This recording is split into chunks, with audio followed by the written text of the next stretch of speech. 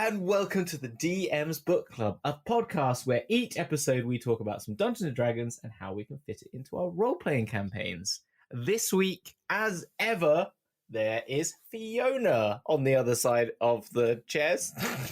Yes, the chairs in the room that we're in together. Absolutely. Yeah, yes. Hundreds of miles away across the country. But how are you, Fiona? How are you doing? I'm very well, yes. So for those people off podcast, at the day of recording, I am in a new space. So Hamilton, you see a very interesting room and a very bad camera angle. Yeah. But it's fine. I'm doing all right, thank you. Survived the heat wave where we were in the same room, opposite tables. Yes, wow. Yeah. You know what? I'd completely forgotten that happened, and that was earlier this week. I had kind of forgotten it as well for a moment or two. Yeah. It's because we didn't record straight after, as we'd initially planned to. But yes, so we finally met in person. Yeah. How exciting is that? I know, it only took us a year.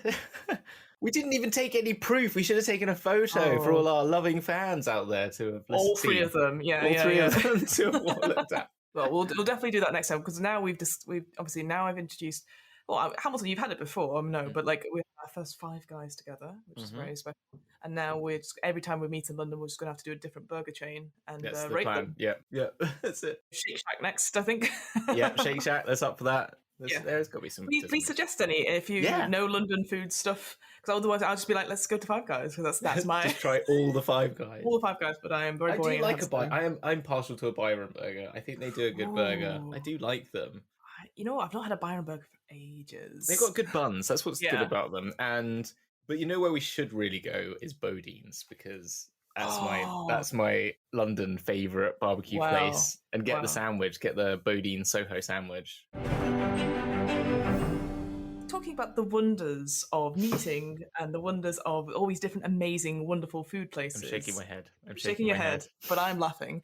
Well, Hamilton, what are we talking about today? We're talking about the wonders of the multiverse, which is the new UA, the second UA to come out in as many months. Yes, I think. Yeah, we've been inundated. One of our favourite UAs was last time, the Giants one, I think, which we both seriously enjoyed. I was listening back to that one actually today.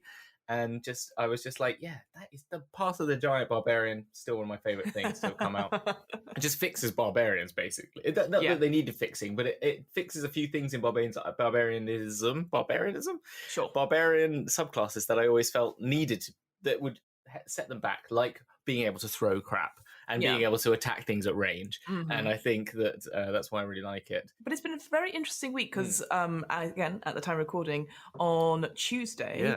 was the release of the Radiant Citadel, which I know at some point we'll sit down and discuss properly. I've started reading it, actually. I really enjoyed it. Too. But literally, the night before, they just went, hang on, guys, here is some new A for you. And I was like, what? So, messaging you, going like, I mean, great, more content for us, hooray. But it's like, it's really weird for it to be so soon. One of the thoughts I said to you, which was that it's like, keep the hype train going.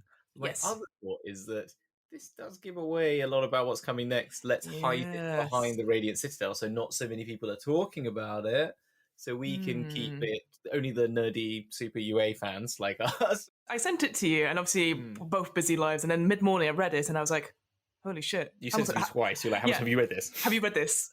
Because I believe it's my favourite. Yes, I think we are speculating, but it's pretty much confirmed if you read it's 12 pages long, so it's much longer than the last UA, which came out. And it's a whole lot of stuff. More importantly, it sort of confirms a little bit what we think the next campaign setting will be after Spelljammer and Dragonlance, perhaps, or maybe one in between. It feels very Planescapey, essentially. So if you're waiting on your Spelljammer, this is going to just add to it, like by loads. So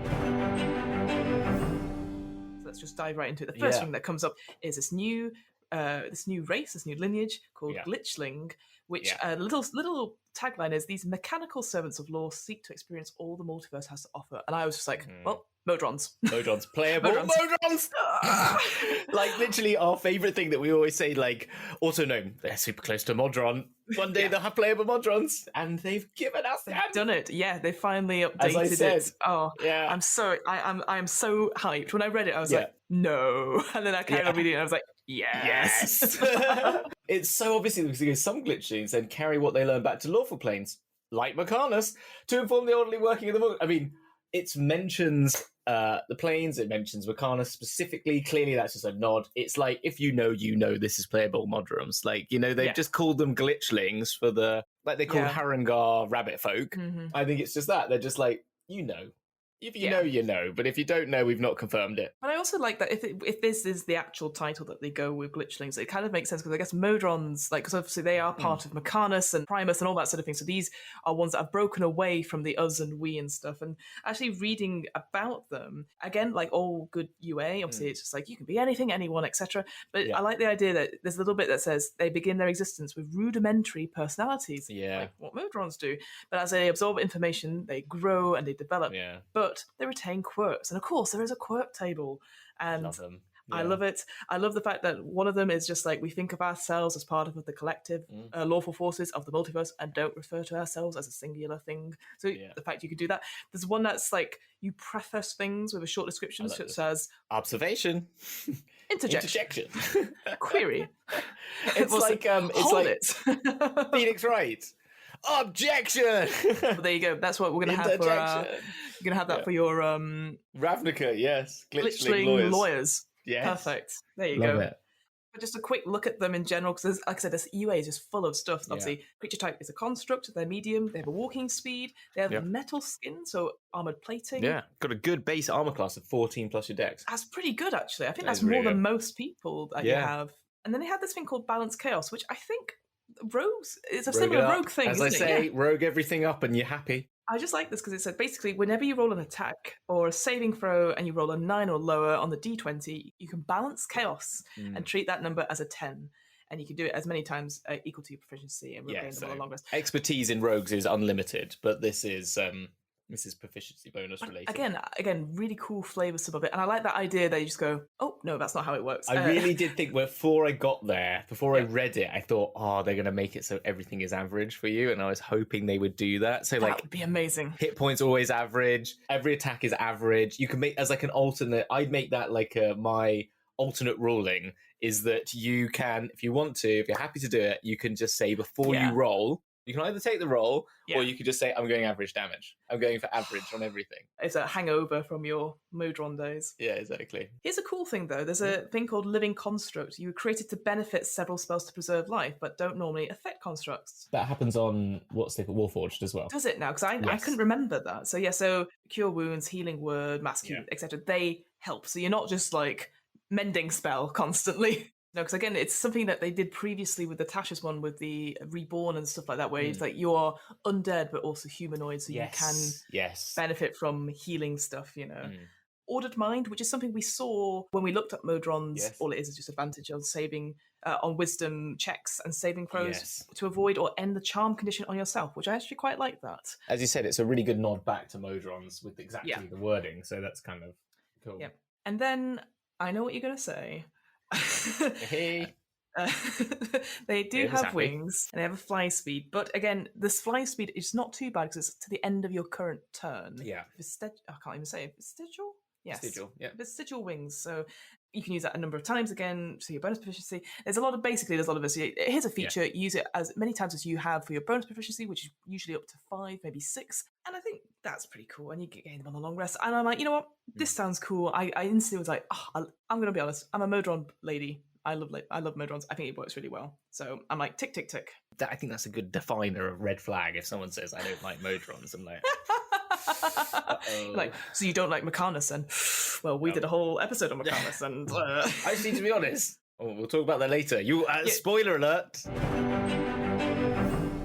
Let's dive into the Cleric Subclass. I don't know if you want to take this one. Okay, yeah. So it is called the Fate Domain. Gods of fate perceive the future and how the choices mortals make drive them towards their destinies. Some deities consider the future preordained, while others understand the multiverse as a place of infinite possibilities. Basically, you're a cleric that's like a divination wizard meets cleric, is how I saw it. It gives you some pantheons and some example deities from some big pantheons that we know of. And then it talks about the spells you gain, which are basically, as I said, divination ones. again, flavor-wise, makes total sense. I know we always say, like, oh yeah, Doctor Strange, definitely a wizard. But here you could make them as a cleric. So the things you get: Dissonant Whispers, Heroism, See Invisibility, Warding Bond, Beacon of Hope, Clairvoyance, Death Ward, Divination, Commune, and Gaius, which is the very good command spell. Command spell, yeah. Not gaseous form, which I was going to mix up. You know what? I was going to say Warding Bond. I've actually just used that very recently in a campaign. It's really good. Split half the damage, exactly. Yeah, it is. It's a good paladin spell. A lot of paladins use it because they're generally quite beefy, and so it kind of works well with them because they take half the half damage as well. I think your target gets resistance to it, but then it means you just take it, and it's exactly. Like constantly like keep going. Yeah. I think the flavor on this is better than the actual like execution of it, if that makes sense, because I think it's. So the Omens and Portents is the first level Fate Domain feature. You can perceive signs of the future in everyday objects and events, so such as flights of birds or ripples made in water. You know, you could be that sort of like Mystic Meg about things, or just that moody person who goes, "Oh, did you see that?" That's a very British reference, and I love it. And I 100% now want to do Mystic Meg, predicting the lottery in a medieval town. So true. It also reminds me a little bit. Have you ever read Dean Koontz? Oh, a long time ago. And Odd Thomas was a very famous one of the books. I remember and in Odd Thomas, there was a character who used to read dead animals they found on roadkill. Yep. Mm-hmm. And that's just reminded me of that. It was just, I mean, I used to read Dean Koontz. I'm talking a decade ago, but he's a poor man's Stephen King, as everyone would say. But good D&D stories in there. He's blatantly played some D&D because he's got some wacky, great stories in there. You can cast the Augury spell without expending a spell slot, which is a high-level spell. And I had to listen to it and look at it. It's quite a good spell. It's not super high, but it's high enough for a first level. Yeah. I love the second flavoring, though, or the second part of this, is that until you finish a long rest, when you cast a divination spell, that includes a chance the DM will give you no answer or a random reading, such as Augury, Commune, or Divination. Reduce that chance by 25%. Yeah. So it just means you're more likely to get an answer, or something, or like the get out clause with the DM saying, "What should we do next?" You know, I quite like that. Maybe it's a bit too mathy, but maybe too technical for like the old player. But I was like, oh, that's quite cool. The chance that you get to commune and roll a certain number and stuff. Exactly, it's a very cool. As I said, like the flavor is more strong than the sort of execution, which is very much kind of mathy, which is fine. Yeah, so Ties That Bind is a very more powerful and similar version to what you just mentioned earlier, Warding Bond. Yeah. Yeah, so you can tie a fate to others in action. You can touch one object or creature and magically tie a strand of fate from yourself for it to 1 hour or until you use this feature again. Unwilling creature must succeed in a wisdom saving throw, so your friends could say yes, because this is basically when you cast a spell on this spell slot, you deal damage, it adds a d6, or if you want to restore hit points, it adds a d6. So you could use this in the sense of like, got a glass cannon over there that we're going to constantly always healing Barry. Barry's always getting knocked down. Barry the Warlock, yeah. So I'm going to tie that ties that bind to you, and you get an extra d6 every time I restore hit points to that target. That's so good. I love the versatility of that. I think that's really cool, really interesting. Then you get Strands of Fate. What's Strands of Fate then, Fiona? So Strands of Fate, you use your channel divinity to see and manipulate the strands that weave around other individuals. As a bonus action, you can enter this state for up to 1 minute or until you lose concentration. Whenever another creature you see makes an attack roll or ability check, you can use a reaction to give the roll advantage or disadvantage, your choice. Whoa! Good. Ooh, that's pretty good. And a reaction as well. As again, I like the idea because you're just like twisting that strand and go, oh, it's a bit out of place. No. Does it say how many times you can use that? So it's child divinity. So sorry. So that's usually once per day or once per long rest, I think, from off the top of my head. Quickly going to look. I've got clerics open here. Class features. Channel divinity. Once per rest. That's beginning at 6th level, you get it twice, and at 18th level 3. So actually, 3 times. That's not too bad. That isn't bad. I think that's a pretty OP. It is OP, but again, until you lose concentration, up to 1 minute, that's 10 rounds, so you never know. But that is good. Like 1 minute, if you didn't lose concentration, that is a good boss battle. Disadvantage. Everyone's got advantage. Like everyone's getting advantage, and all the attacks against you are getting disadvantage for the next. If you've got rogues in your party, which you should do, then you get Insightful Striking, which is another roguish feature. Bonus action, you can choose one creature you can see within 30 feet. You get a brief vision of the target's defenses. Till the end of your next turn, you gain one of the following effects. You can get a d6 to add the numbers to the total, or the target must make a saving throw against the spell you cast. The target must roll a d6 and subtract the number from the saving throw. So again, it's that adding a d6, taking that d6 away, all this really good. Yeah, because normally Insightful Striking is an attack based thing, but I think I've not seen it used on a spell, and I think that's very cool. Basically, again, like you said, this is if you look at divination wizards or anything like that, very similar things. So it's cool to see it on for a cleric who, again, this idea of fate as well. So it makes so much more sense for a cleric to be divination because it's divine. It's like wizards are all about reading, right? And they're like, I've learned how to do this, whereas clerics are like, well, the gods told me to do this. So it feels like druids reading the land, and it feels like rangers as well, and it feels like clerics could all get involved in it. So it feels a bit like it feels like they're just adding to the not obvious, but like, that just needed to be ticked off the list of it's basically meaning that you can even customize further and further down. You're doing your Borderlands character, you're putting points here and there and all that sort of, or your Wonderlands character now, let's face it. The only thing I was going to say that I wish they'd added, so they got potent spellcasting is the next one, which is you add your wisdom modifier to damage you deal. One thing that's missing from this as an optional channel divinity, portent. Yes, the idea that you roll those dice and then you can go, I portent that dice, so you get a 1 rather than 20. Yeah, because I love portent I'm playing a divination wizard now in Custrad, and I love port. I've got a 5 and 20. I've got a 5 and a 20 locked and loaded. It's a really good mechanic that fits so perfectly with divination because it's like I'm pre-rolling. It's so meta, and I love it. And I think I would add that as an optional channel divinity as instead of the Strands of Fate. I think Strands of Fate is great and powerful, but I think giving you the option just to have portent always on, I think would work equally as well. For me, I think that portent spellcasting feature anyway, I think that's just a bit late for myself. I'd actually switch that it's hard to switch that child divinity around because obviously but it just feels like level 8, you add your wisdom modifier to the damage. It's like, okay, maybe an extra 2 or 3. Potence. Yeah, exactly. I think that should be like an insightful striking. It's basically insightful striking. I'd swap those bonus. 2, I think. Yeah, because it just feels a bit like, oh, great. And it's only to any cleric cantrip, so... Oh, that's even worse. That's terrible. And then you get Visions of Future. Your knowledge of future allows you to guide individual... So Foresight. I looked at Foresight. Yeah. It's a freaking cool spell. I've never heard of it. What's Foresight? You can give any creature that you choose, including yourself, I believe, the ability to roll a lot of cool shit. You get advantage on all your saving throws and attacks for the next 8 hours. Now, just noting this, it only gives you for 1 minute, and so this is only without spending a spell slot. But I'm suggesting people get yourselves down to the Foresight channel and organize yourself Foresight as one of your top level 9th spells, because it is a bloody good one. Touch a willing creature and bestow a limited ability to see the immediate future for the duration, which is 8 hours. Target can't be surprised, has advantage on attack rolls, ability checks, and saving throws. Additionally, other creatures have disadvantage on attack rolls against the target for the duration. So if you've got Foresight in your locker as a wizard or a cleric, or it's a divination spell, so I guess it's druids, bards, warlocks, wizards, and now clerics.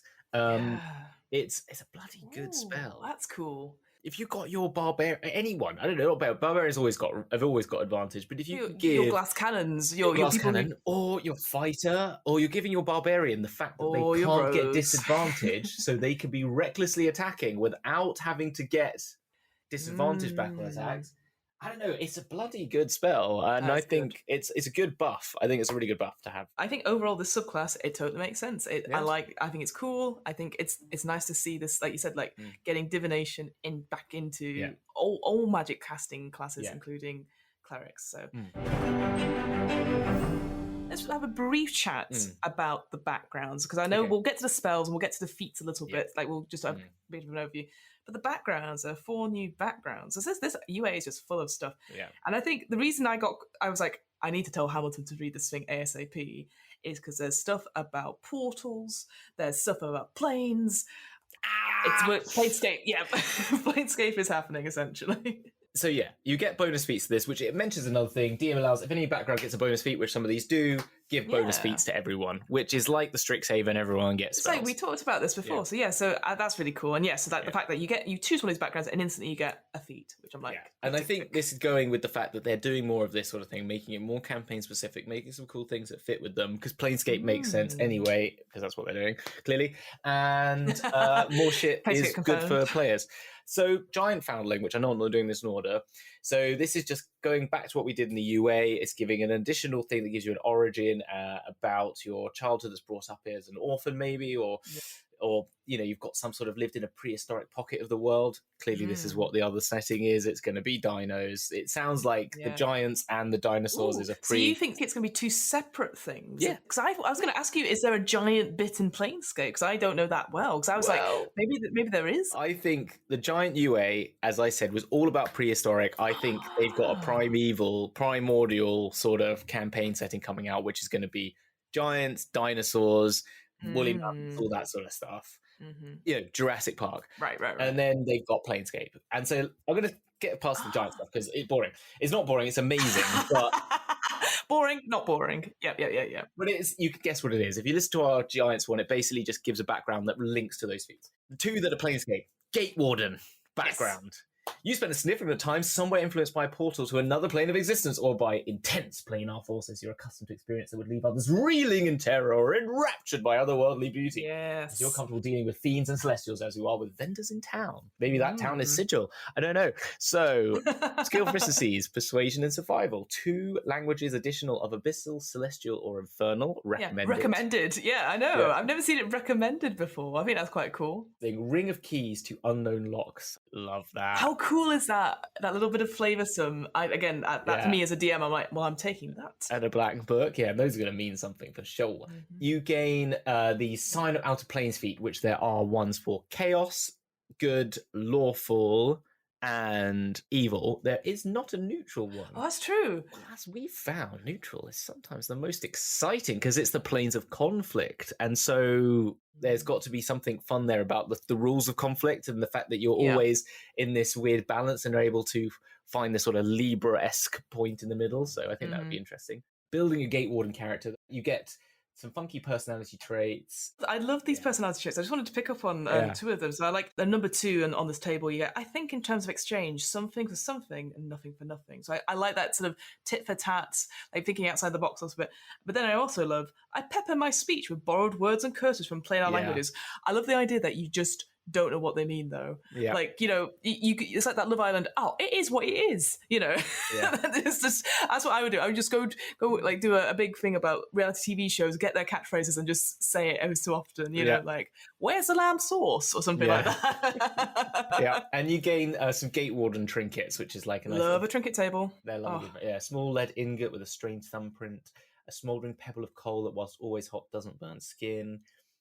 Just skipping a few here. A ring made from a chain link that once worn won't come off without pulling painfully hard. I love that. That's a really cool one, I think. Again, very role play, very flavoursome. That idea, because I guess you could use that maybe like an immovable rod type thing if you like hooking stuff on. But I don't know. I quite like it that it's flavoursome enough, but you could always, as a DM, you go, I'm going to make that into something. The next one is a Planar Philosopher. Now, philosophy and Planescape go hand in hand like bread and cheese. Like ham and cheese, like all things and cheese. Like a good sandwich. Like every good sandwich. And so you subscribe to a distinct philosophy that seeks to understand the nature of the planes of some hidden truth of the multiverse. Well, this is basically factions. Oh, wait a minute. It's about to say something like that. You draw strength from your conviction and perhaps a network of like-minded believers, like a faction. In your travels, you seek to deepen the depths of your understanding and spread your knowledge. Members of organizations, aka factions, provide you free, modest lodgings and food or homes of other faction members. Oh wait, they forgot to take out there. We do have an episode on factions. I've said sometime in series. That was the first thing I ever did for the DM's Book Club was the factions of Planescape. So if you want to learn a bit more about them. Yeah, if you want to have a quick preview, because obviously Hamilton, you were so ahead of the times when you put that episode out. How do you feel about that with the fact that possibility come back? I love it because, I mean, I don't know if I need it because I've read so much of all the other stuff, but I want it because I want, like, there's an interesting thing about the D&D movie coming out and people about Stranger Things.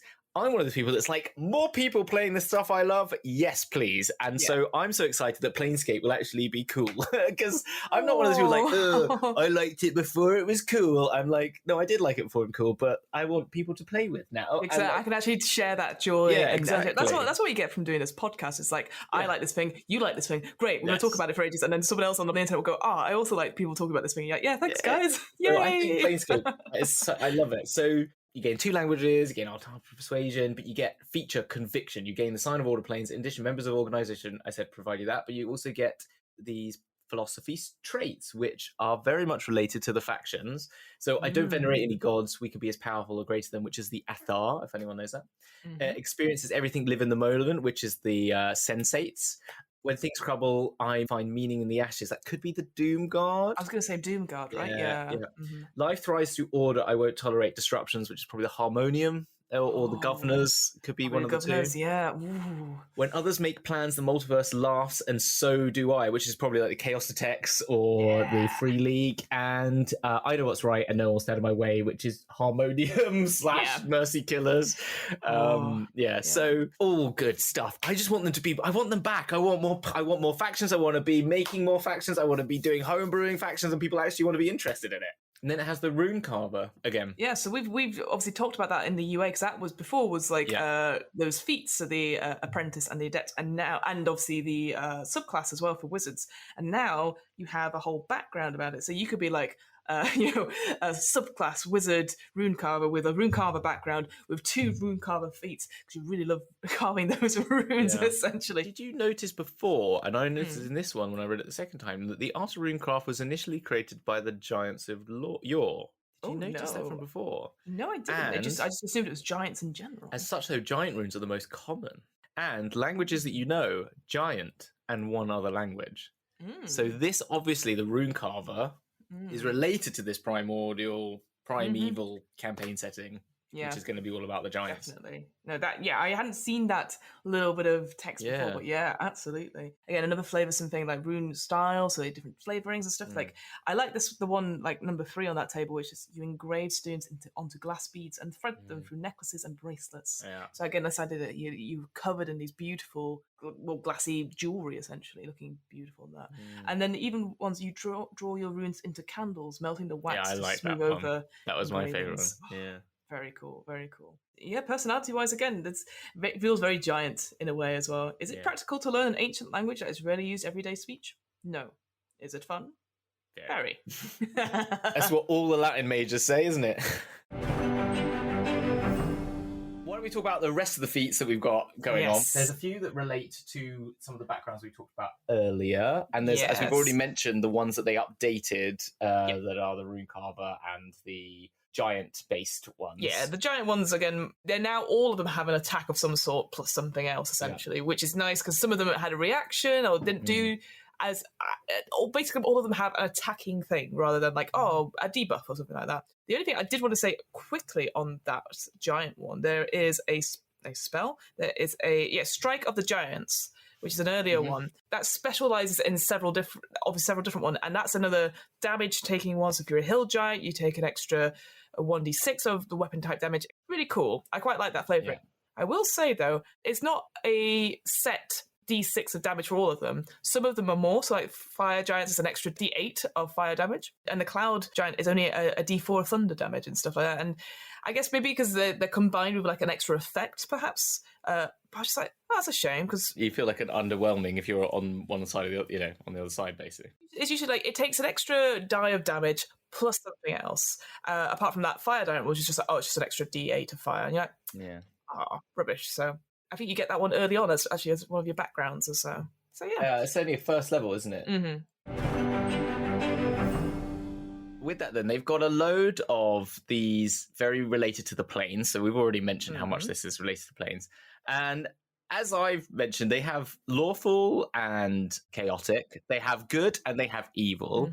And they have all the elemental ones. So they're the inner planes. And they have the science of outer planes that relate to these particular 4th level ones that are definitive. The only thing I think that I find weird, and we talked about this a bit earlier, was the lack of the neutral one, because there's the conflict one. Because I think like an agent of they've got agent of order as the first one, but if they had like an agent of conflict or something, like you can rebalance scales or something like that, or like you can, I don't know, you were something to do with those like Archeron, which is like all a battlefield. So maybe you just had like battle master tactics like added in. I don't know, something along those lines potentially. So yeah, it's kind of bonkers in a way. I quite like the titles of it, like Agent of Order. How do you say it? Is it Scion? Or am I saying that wrong? Scion of the Outer Planes. Is that what you mean? Scion, yeah, that one. Scion, Baleful Scion, Cohort of Chaos, which sounds amazing. Yeah. Outlands Envoy and Planar Wanderer. They don't have a plane attached to them, which I guess makes sense because I guess the Outlands is obviously sigil. Well, it's the space between sigil and the portals to the planes. So it wouldn't necessarily have a alignment attached to it. Yeah. Righteous Inheritor as well. Yeah, that's the other one. As we were just talking quickly off podcast, it's like they're all put in alphabetical order, which is nice. And there's a lot. But there's several. And you're like, this is lovely, guys, but if group them together, maybe then do an alphabetical order. Righteous Inheritor. There it is. I was like, it's after all of these ones.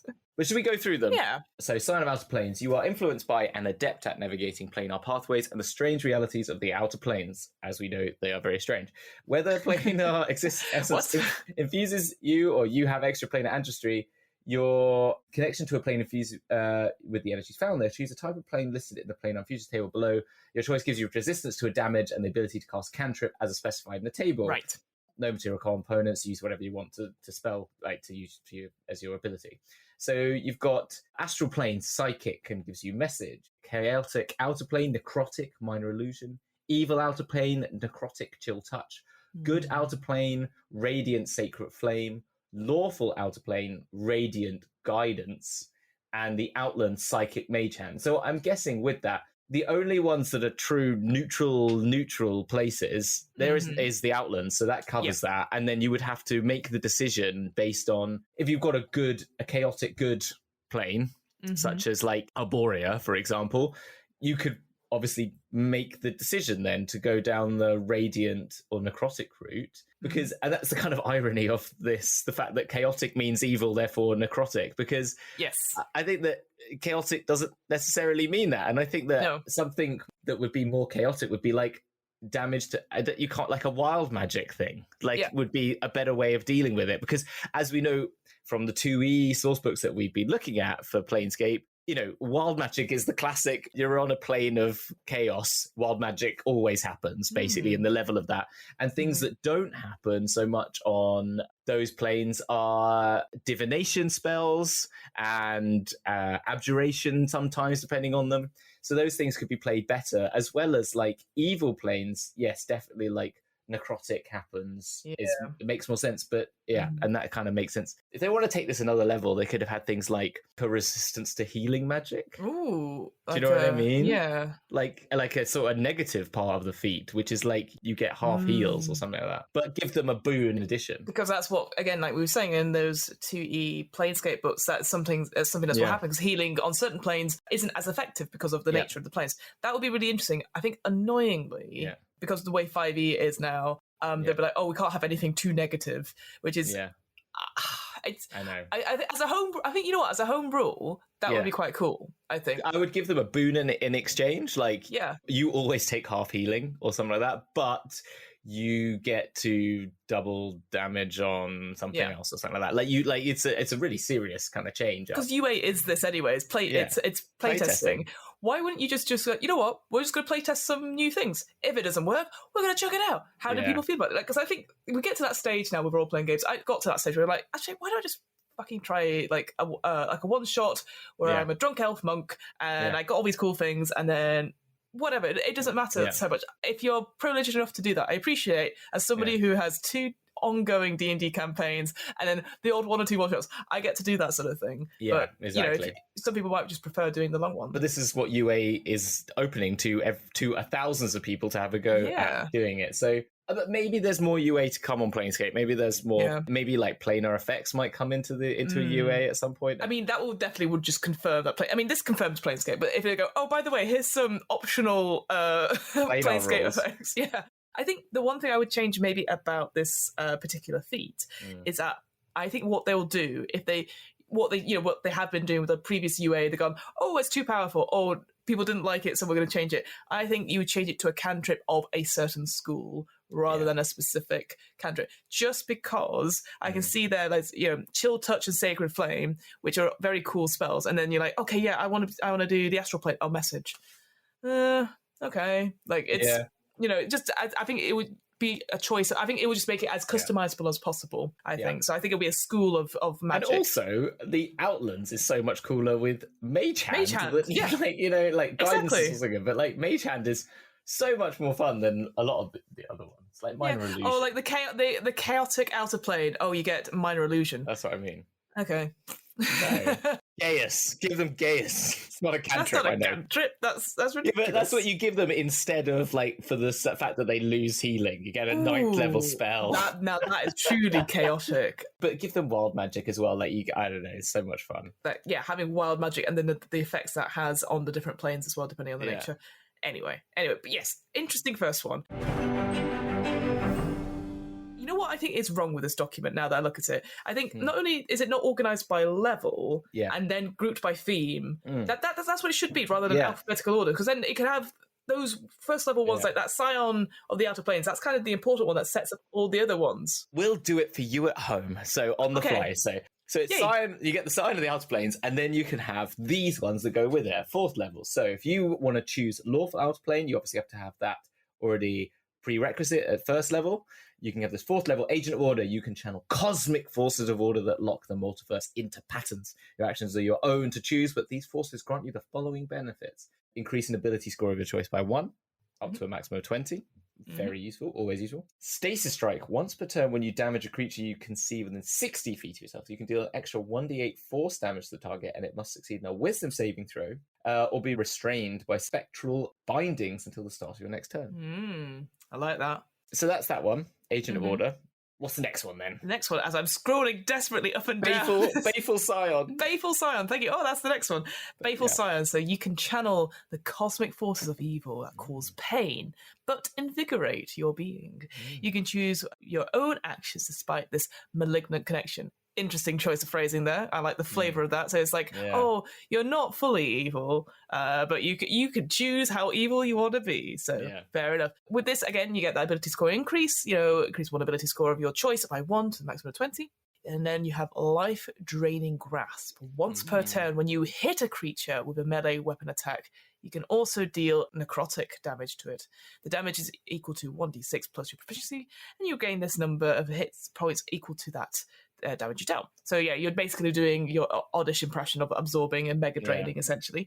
And you can use this a number of times equal to your proficiency and regain them all on a long rest. See, also doing that and giving that as an option all the time, but you also can only take half healing, would make that, without having a proficiency bonus, so it would also be a way to do that. So you can't heal. The only way you heal like everyone else is by, is actually by using this effect or something like that. Yeah. But that's cool. I like that. You're a vampire, basically. Next one is a Cohort of Chaos. This is for the chaotic outer planes, if you hadn't figured that one out. What? You channel the cosmic forces of chaos that drive the multiverse towards both freedom and disarray.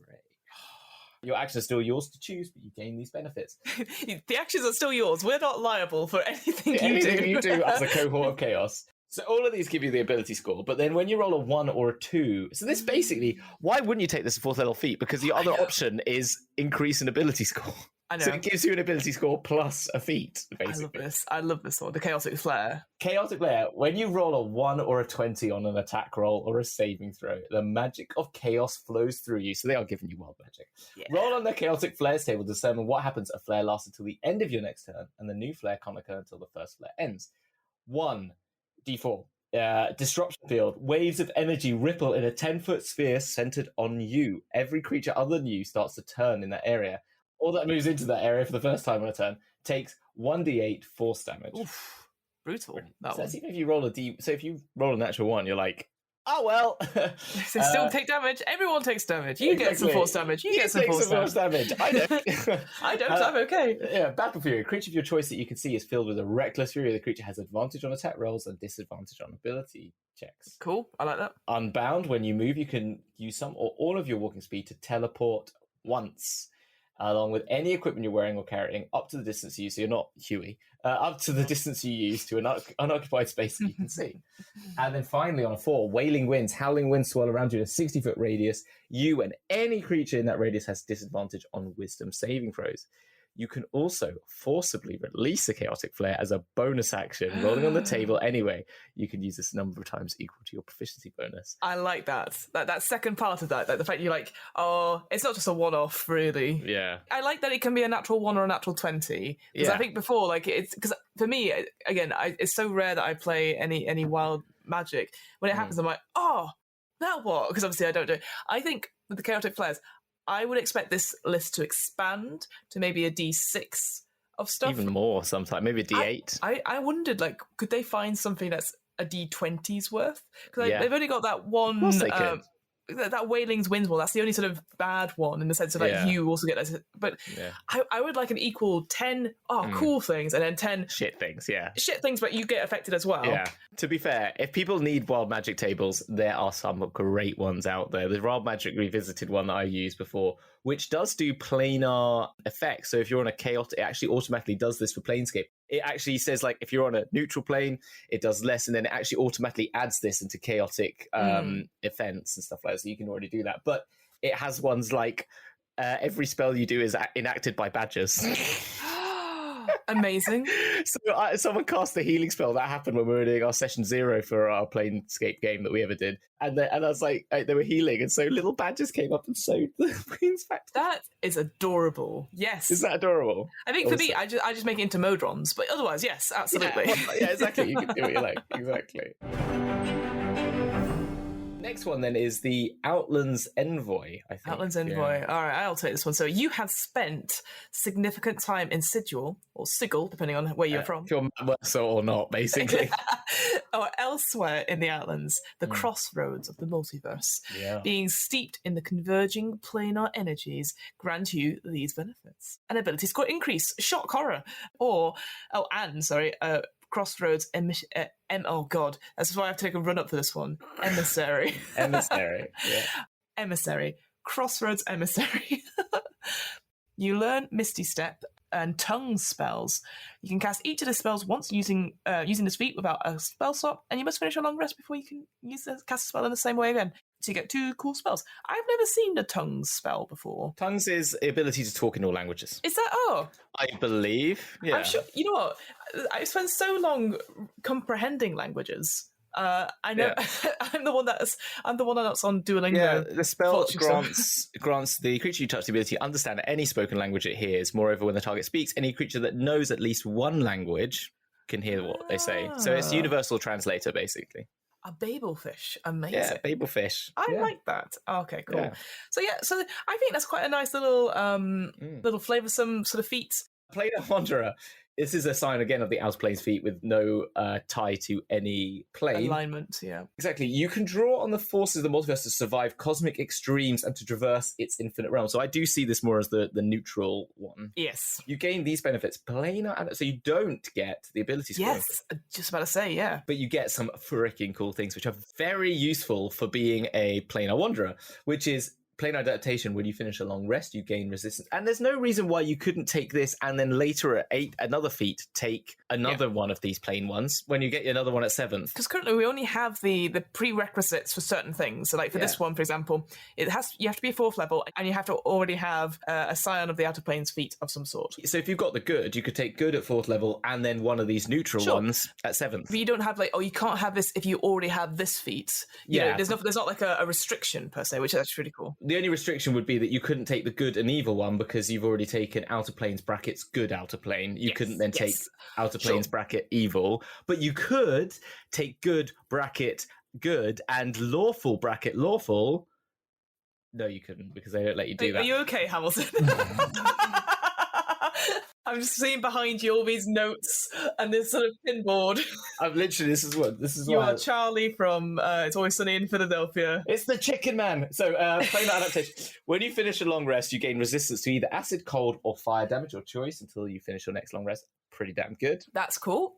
That's cool to get a 4th level. Like acid, cold, or fire. Those are quite common. I like that. I love this next one, Portal Cracker. Yes. Your experience with portals allows you to operate them without the proper portal key. Now, portal keys are very important. If you want to use a portal, a lot of time you need a key. Some of them, for example, is like you need some brimstone to get into Gehenna. It might just be a feather.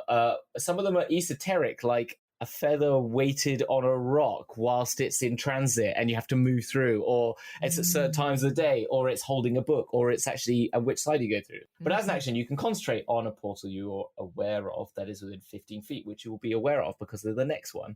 It's aware of that is within 5 feet of you, and you make a DC 20 Wisdom survival check, which is pretty high. That's very high, yeah. But to be honest, you shouldn't be able to just like walk up to any portal and walk through it. They are meant to. That's one of the main like fetch quests in Planescape is find out what the key to the portal is, as well as find where the bloody portal is in the first place.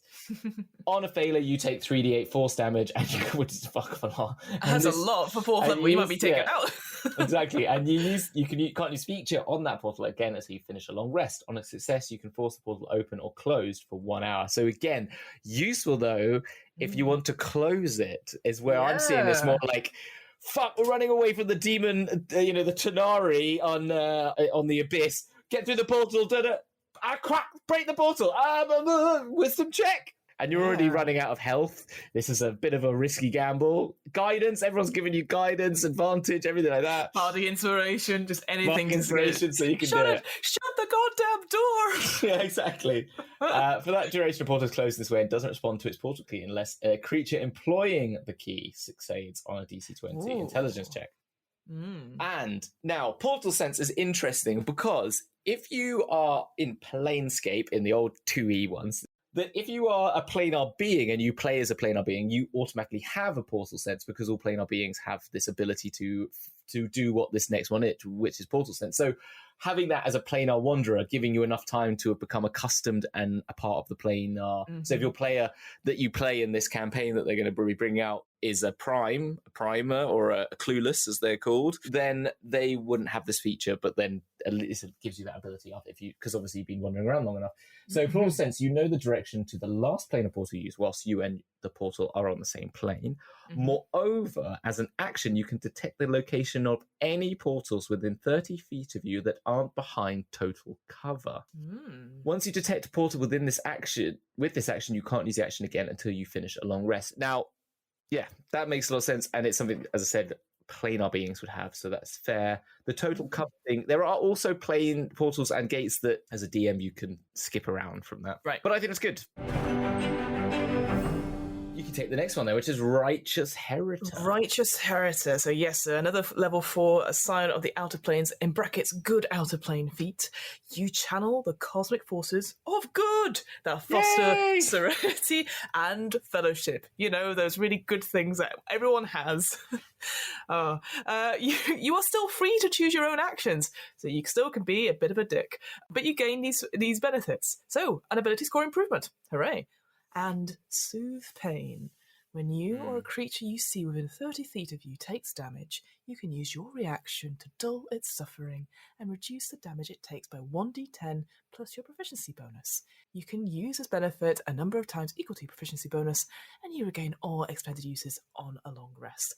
That's good. The exits are on the left. Well, I feel like any good play, as we've done Mount Celestia and our other thing, everything's lovely. Everything's just nice. With a hidden agenda, though. Does anybody want tea? The Cartomancer. Oh, what a great spell. It's so cool, yeah.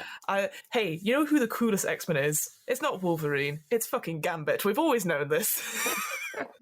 Cartomancer, you have learnt to channel your magic through a deck of playing cards. Hey! Do your Yu-Gi-Oh impression. Duel! We're a bit giddy today, aren't we? I know. Jeez. So what do you get in this Cartomancer? Right, you get 3 things when you gain this feat. You have card focus. You can use a deck of cards as your spellcasting focus. When you use a deck of cards to focus a spell that deals damage, roll a d4. You gain a bonus to 1 damage roll of the spell equal to that number. You basically just get an extra d4 to your roll. Fantastic. This bonus applies to 1 creature of your choice that you see with the damage roll. So you can't just be like magic missiling at separate people. It has to be on one thing. Makes sense. And you gain it a number of times equal to your proficiency bonus and regain them all on a long rest. That's quite very cool. Card tricks. You learn prestidigitation, a word I also cannot say out loud, and can use it to create illusions that duplicate the effects of stage magic. I had an arcade trickster rogue play with me once who was a children's entertainer, and this would have been perfect for it. When you use the spell in this way, you can conceal the verbal and somatic components of the spell as mundane conversation and card handling. I know what people are going to say, like, so what? You could do that anyway. No, but it's not the point. I think this is so fucking cool.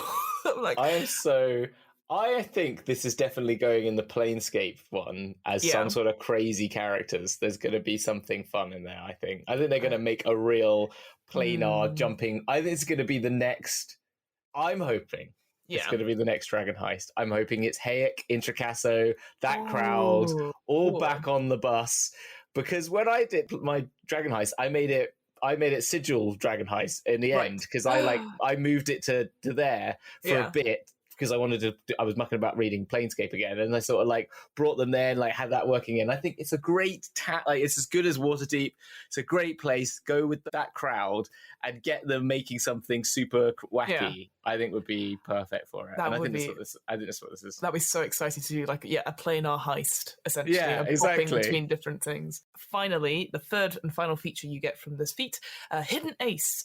When you finish a long rest, you can choose one spell that must have a casting time of 1 action, and its level must be less than or equal to your proficiency bonus. So that's good. So you won't ever, all the way up to level 20, you probably get like one that's at level 5 or lower. While this card is imbued with a spell, you can use your bonus action to flourish the card and cast the spell within. The card then immediately loses its magic. Makes sense. But again, I just like, oh yeah, Ace of Spades.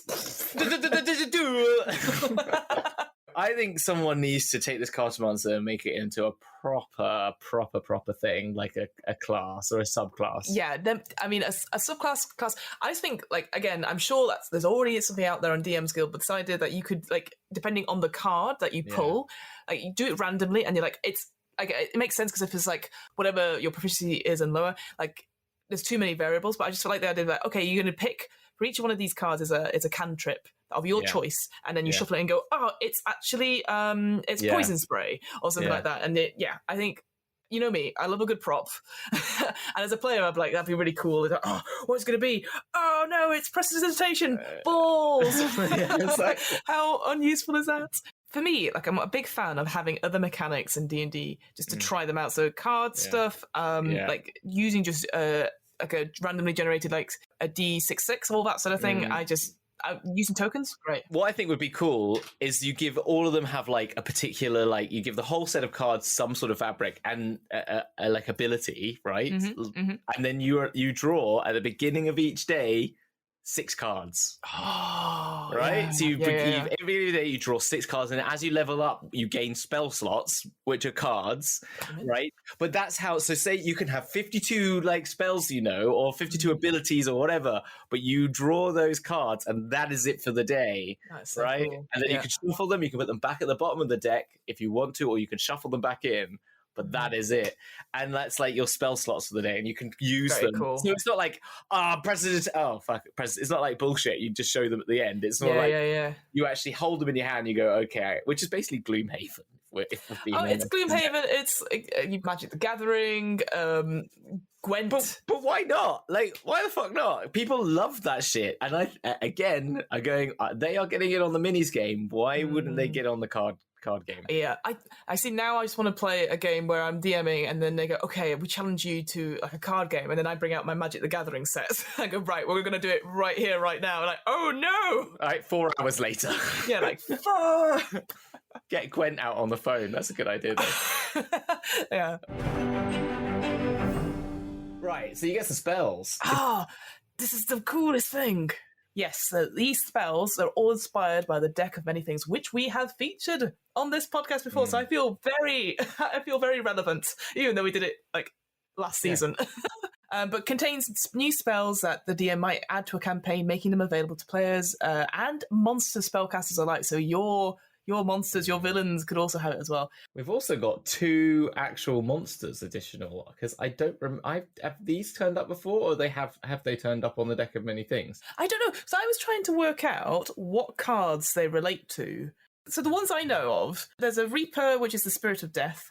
Yeah. The Knight, which I assume is Summon Warrior Spirit.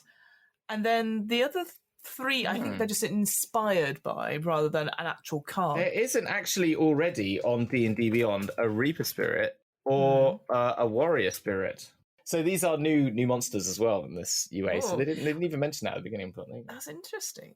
So so we've got Spray of Cards, Antagonize, House of Cards, Summon Warrior Spirit, and Spirit of Death.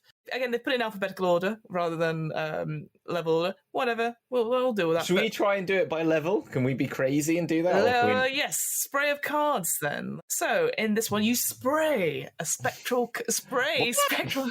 You spray spectral cards. I've spat at the mic like 4 times now. From your hands or sleeve. The cards blind or slash your enemies and then vanish.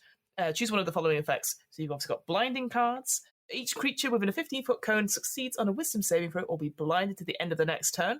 Or cutting cards. Each creature within a 15-foot cone must make a dexterity saving throw or take 2d10 force damage on a failed save and half as much on a successful save. It's force damage. That's pretty cool, rather than slashing damage. And then at higher levels, any higher level than 4th, the damage is increased by 1d10 per 2 level slots. That's interesting. The first time that's ever 2 level slots is a 1d10 rather than every slot up. It's because it's a big number, I guess. That's why, maybe. I love that idea that you cast it at such ridiculously high level. You're like, okay, 5d10, 6d10, and you're like, death by cards, death by 1,000 cuts. Exactly, it's paper. Exactly, it's like, paper cut.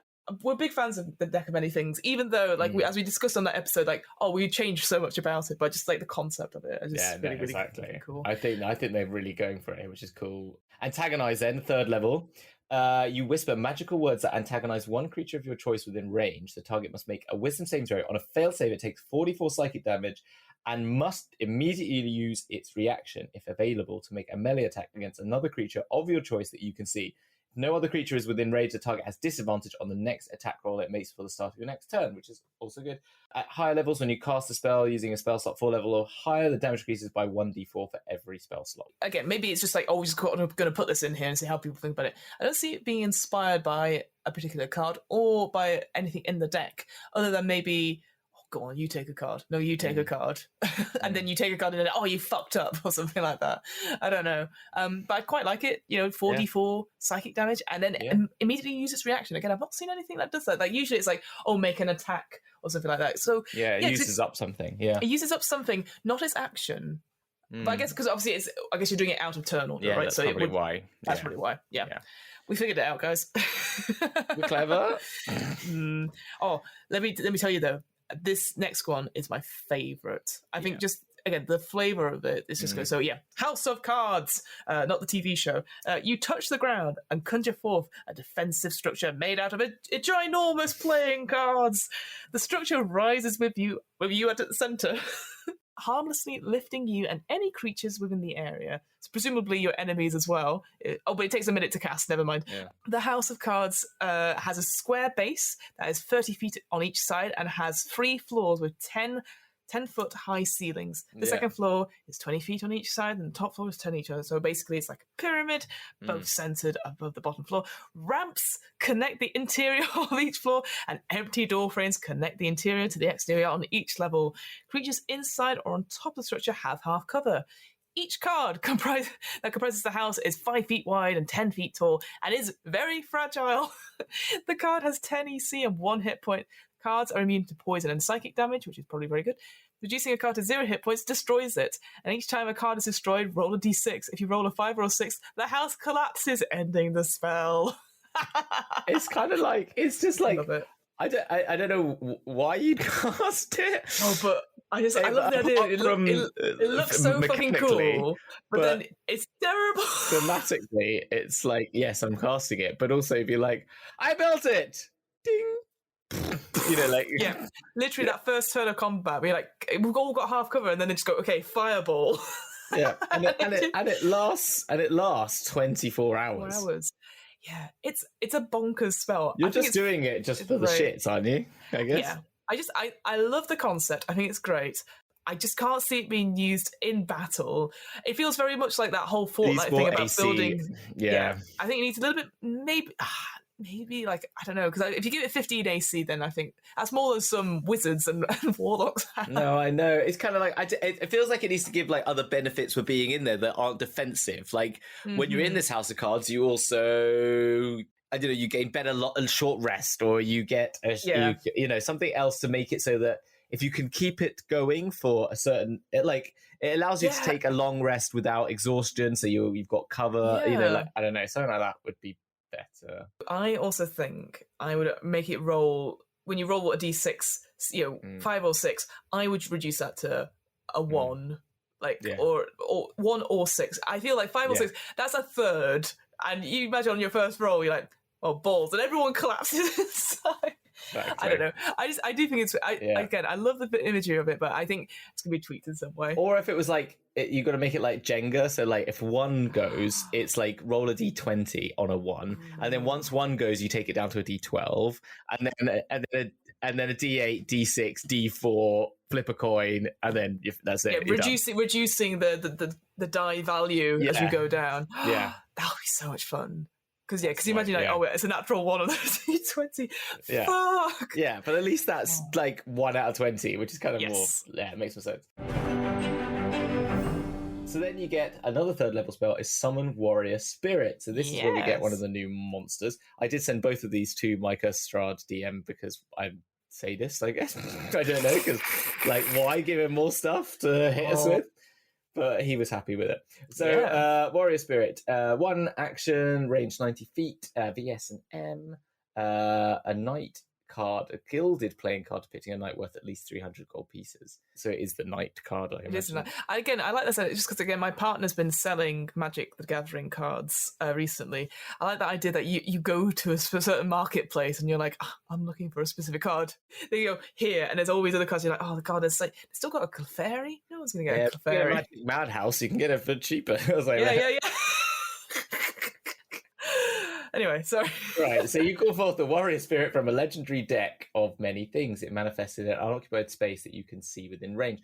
The corporeal form uses the Warrior Spirit stat block below. When you cast the spell, choose a type of warrior, barbarian, fighter, or monk. The warrior resembles a humanoid armed appropriately to the chosen class, which determines certain traits in its stat block. The warrior disappears when it drops to 0, and the spell, or when the spell ends, which is 1 hour concentration. Not bad. It's an ally to you and your companions in combat. The warrior shares your initiative count, but it takes its turn immediately after yours. It obeys your verbal commands. No action required by you, thank goodness. If you don't issue any commands, it just takes the dodge action and uses its move to avoid danger. That's quite good. That you don't, not compared to like your animal companion or your steel defender from your artificer. Not even having to use a bonus action or anything. Yeah, exactly. It's just you just go free action, hit it. Yeah, exactly. Okay. Yeah, and it has armor class 13 plus level spell plus 2, fighter only. 30 hit points for barbarian and fighter, 20 for monk, 10 plus 10 for each spell level above 30. So you can build quite the defender here. Yeah, you can. And speed is 30 foot or 40 foot, depending if it's a monk. It gives you some strength, dex, con. Int is all high, int is low, charisma is low, wisdom's high. Good saving throws, strength and dex, damage to resistant poison, immune to charmed or poisoned, passive perception 13, and speaks languages. It has a multi-attack, which is like a reckless strike if it's a barbarian, a rallying strike if it's a fighter, or an unarmed strike if it's a monk, doing D12, D6, or D4 as you go down. And it does a number of attacks equal to half the spell's level rounded down. If you were like, again, I know you have other spells, but if you did a proper 9th level spell, it's like that's 4 or 8th level. Or 8th, that makes more sense. You might as well just do it. Keep the 9th. Keep the 9th level for something else. Equal to half the spell, so it'll be 4 attacks. That's great. That's more than I usually get.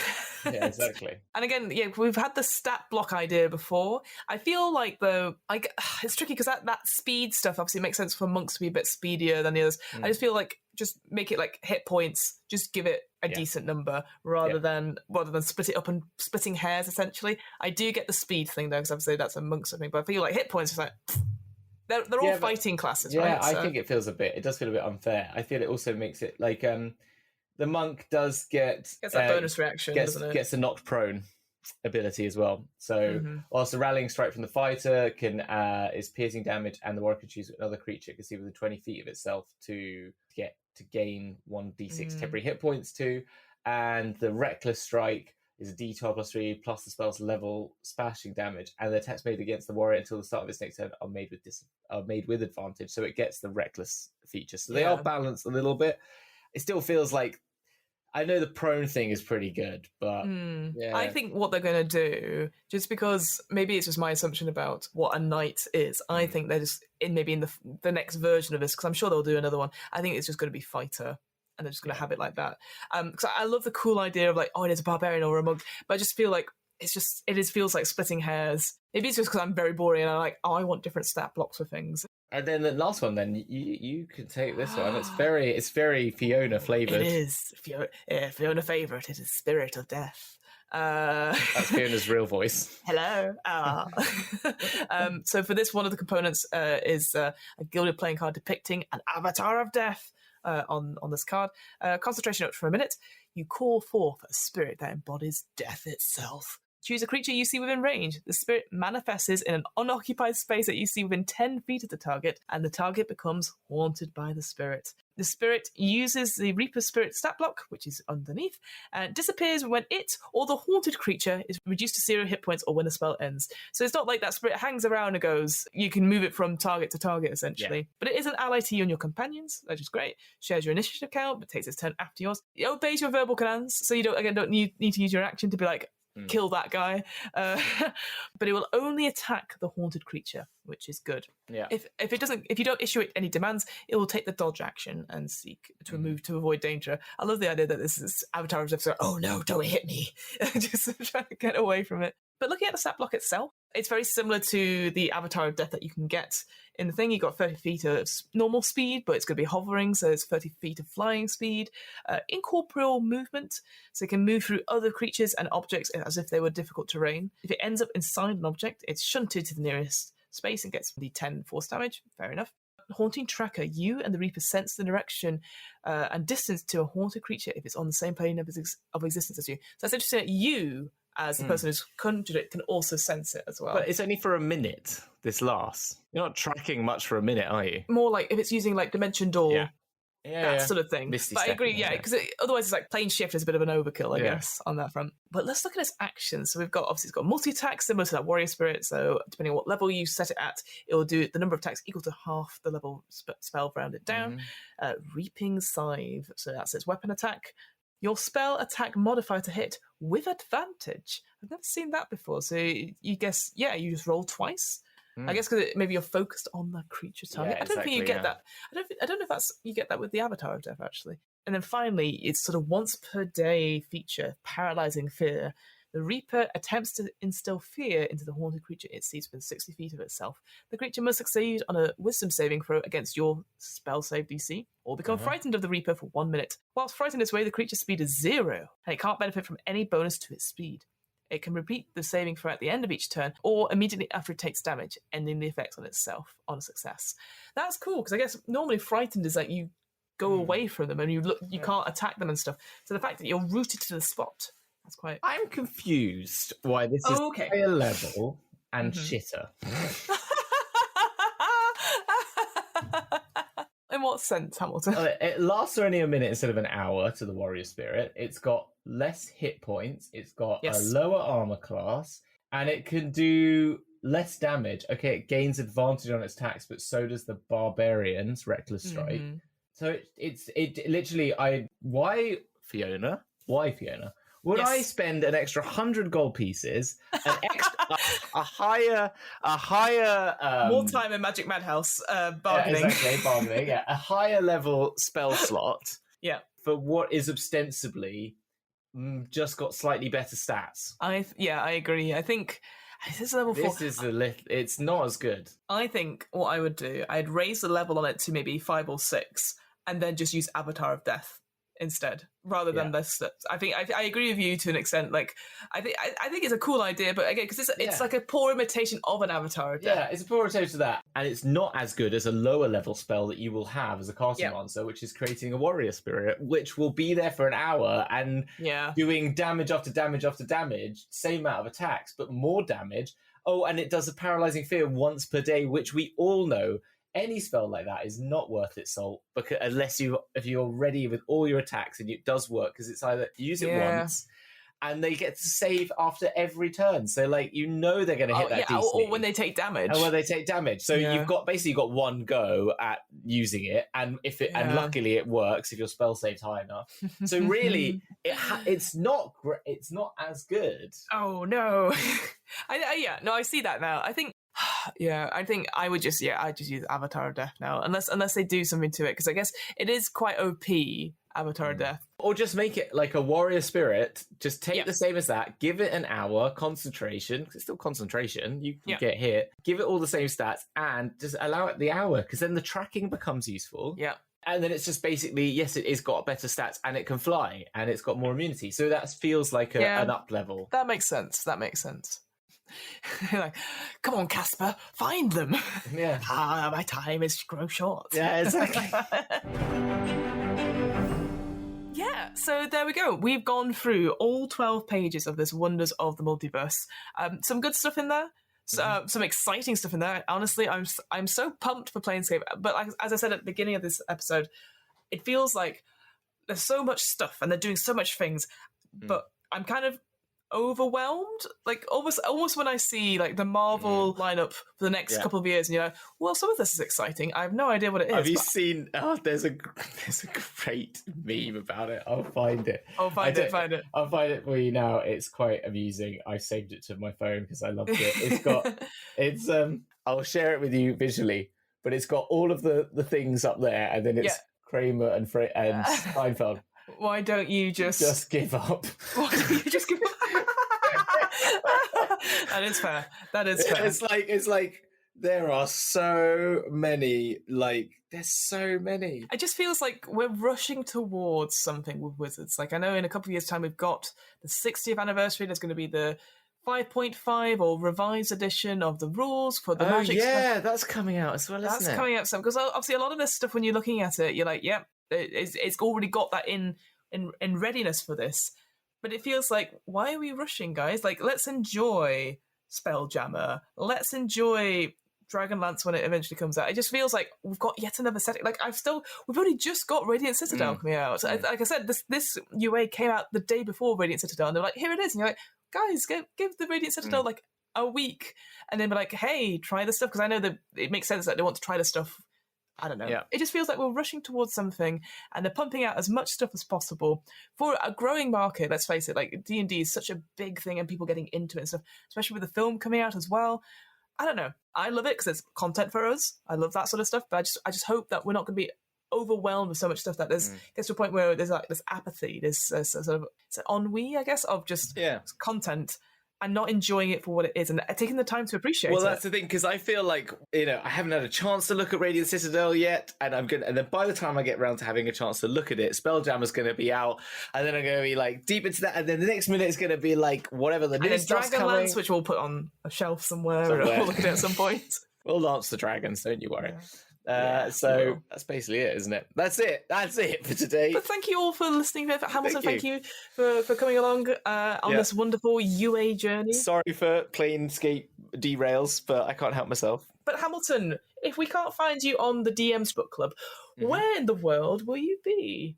As of recording, I had an email today saying that I am having the final checks over the Morkborg. First 4 episodes, the 5th episode is getting done, but they're going to have that. Then they're putting the final touches on that. Some audio's going in, music's going in now. It should be out. I am thinking any minute. Like I'm pressing every day. Like, is it ready? Is it ready? That will be out there. It's quite serious at the beginning, and it slowly descends into very, like, in its own way, fun, but still maintains sort of this Morky-Borgness. So I'm quite happy with it. I'm very excited to share it with everyone. That will come out, but Bowie in Spelljammer. I put the little artwork out there. I'm so hyped. So hyped. I know. I'm very excited. I had chats with, I've chatted to 2 out of the 4 players about their characters. I don't know if I can. I don't want to give too much away, but no, people should be listening to it and waiting for it. I know, but the 2 characters that are coming are very good. I'm loving the little bits that we've given them. We've got some cool little backstory bits, bit of things to play with. So and I'm going to have a chat about the 3rd one today, and then 4th one sometime this week. So very excited. Look at you, all go essentially. But Hamilton, do you know who I am? I don't know. Sorry, Fiona. Who are you? Where am I? How are you? When is it? And what the heck is going on? Good question. What am I? Who am I? My name is Fiona. What am I? I am a podcaster. Where am I? I'm so glad you asked. That makes no sense. What Am I Rolling is a twice-monthly RPG one-shot podcast. As always, it's going very well. If you love stuff like Morg and stuff like that, obviously Hamilton's got that covered. But if you like other things like interviews with game designers, we recently, again, at time of recording, Into the Odd, which is a rules-light but flavour-heavy RPG by Chris McDowell, who's from Manchester. So that's a very nice little connection. But also the graphic design by Johan Noor, who is the graphic designer behind pretty much anything in Free League. You're probably like, who was done this? It's Johan Noor. Yeah, exactly. And that was really fun talking to them about that game. It's a very interesting game. If you're interested in exploring places that have not been mapped, all that sort of thing, looking for arcana, which is like magical items but have unintended consequences. It's all stuff like that. Basically a hex crawl sort of thing. Yeah, it's really beautiful, obviously. So pretty.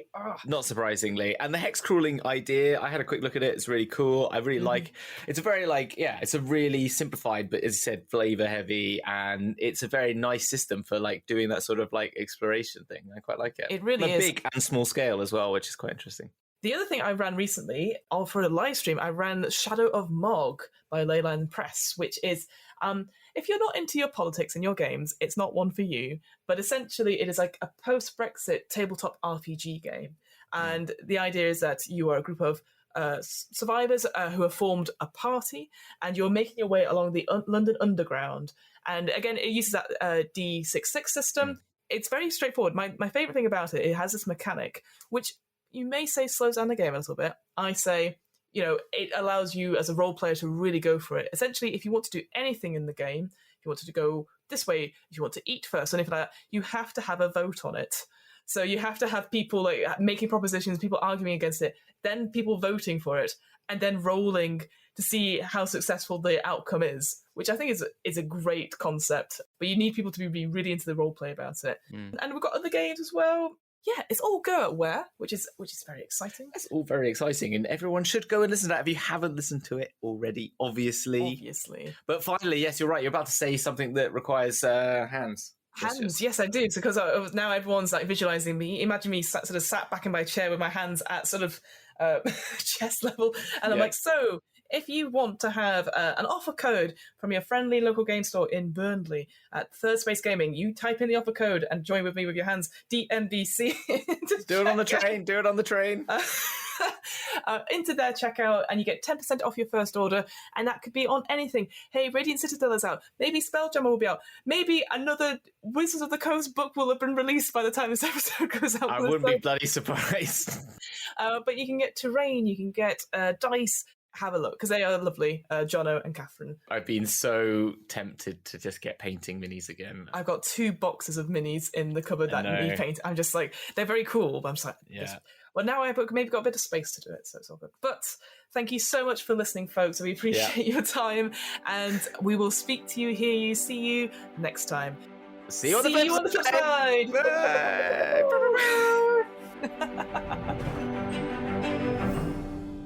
Just to give you paint your picture at home here, Fiona's movements there's so much like movement happening. So much space around me.